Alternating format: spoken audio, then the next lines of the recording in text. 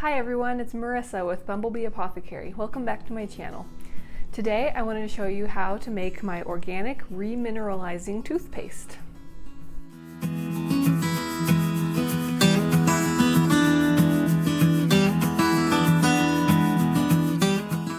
So let's talk about tooth health really quickly. I highly recommend this book, Cure Tooth Decay by REMINERALIZIng, I think is how you pronounce it. I hope I'm pronouncing that sort of correctly. I have no idea. But this is a great book. He talks about some things that you're not really going to hear in the mainstream dental world. He talks about how nutrition really dictates the health of our teeth. And it's a common thought that it's only what's in our mouth and on the surface of our teeth that actually causes tooth decay and cavities and things like that. But he uses the information from Dr. Weston A. Price, who I talked about in one of my other videos, which I'll link below. And he goes over how it's actually what you eat that determines the hardness of your enamel and the health of your teeth all around, whether you get decay and cavities and things like that. So highly recommend that if you're looking to improve tooth health and heal from cavities and things like that. This toothpaste I've designed along those same lines. So even though nutrition dictates most of your tooth health, the author of this book does talk about how what is on the surface of your teeth can sort of make a little bit of a difference insofar as minerals being absorbed. So most of the time it's absorbed through your digestive system into your bloodstream, and teeth are kept healthy and hard that way. But to some degree, some of that happens also on the surface of the teeth. So I came up with this toothpaste recipe that I'm really happy with and we've been using for a long time with great results. I use organic extra virgin coconut oil in it, and I've talked a little bit about the benefits of coconut oil, specifically in your mouth, in another video where I talked all about coconut oil, which I'll link below. It has some food grade calcium powder, and that helps to remineralize teeth once they're in contact with that. It also has a tiny bit of baking soda. It's not good to have a lot of that in a toothpaste because it can be abrasive and that's not good, but a little tiny bit is helpful in cleaning. And then it also has xylitol. There is some information suggesting that xylitol can be very healthy in your mouth, and especially for helping to prevent cavities and decay and to strengthen teeth. Whether or not it's safe to ingest is kind of up for debate. In general, it's pretty well recognized as something that's very good for teeth. And another bonus of having the xylitol in there is that it gives a nice sweet taste too, which is helpful for kids or anybody who wants their teeth brushing experience to be pleasant. I use a non-GMO, non-corn xylitol. It's xylitol made from birch because I want to definitely avoid anything genetically modified in my products.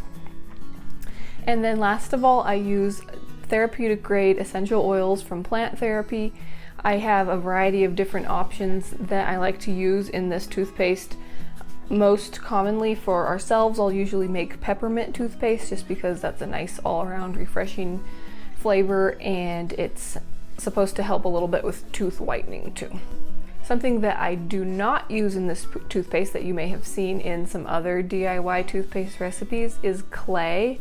Now, bentonite clay has been shown to have some high levels of aluminum in it, and I definitely don't want to be ingesting or absorbing any of that, and so I don't use clay in my toothpaste for that reason, and I find that it works very well as it is.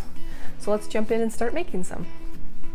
So I'm going to start with my calcium powder already in my container, and to that I'm going to add my melted coconut oil.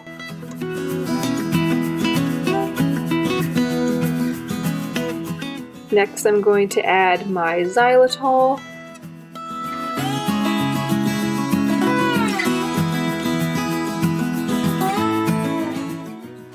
And the baking soda. Now I'm making a pretty big batch here, but I'm going to have a recipe for a more reasonable individual sized batch, and I'm going to link to my blog where the full written recipe will be.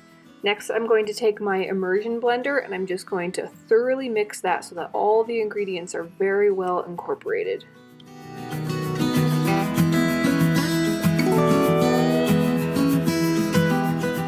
Once that's done, I'm going to take just the individual amount that I'm going to be using for our container, and I'm going to put that into a pitcher.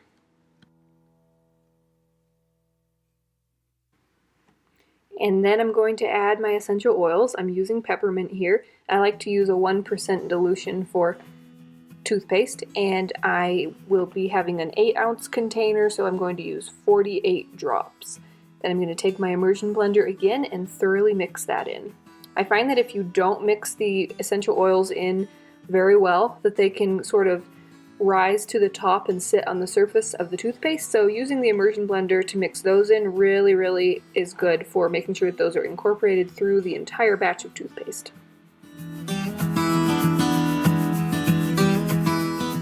And now it's ready to go into the container, so I'm just going to pour that right in. This is our personal family's container, and so I didn't bother to clean it out again, which is fine. There's nothing in this like water or anything that could go bad. It's all very shelf stable, and here it is on a toothbrush. Okay, I hope that you found that interesting and helpful, and if you give it a try, leave me a comment and let me know what you think. Also, if you have any questions, let me know in the comments, or if you have suggestions on what you'd like me to do videos on. If you'd rather not make this toothpaste yourself, but you'd still like to give it a try, I'm going to put a link down below to my shop where you can pick up a pre-made version. I'm also going to link all of the ingredients and equipment that I use in the description box below in case you would like to try making it yourself. Alright, if you're new, please hit the subscribe button, and if you like this video, give it a thumbs up. I make new videos every week on how to make organic, handcrafted skincare and baby products, and I also like to talk about healthy lifestyle tips. Thanks so much for watching. Bye.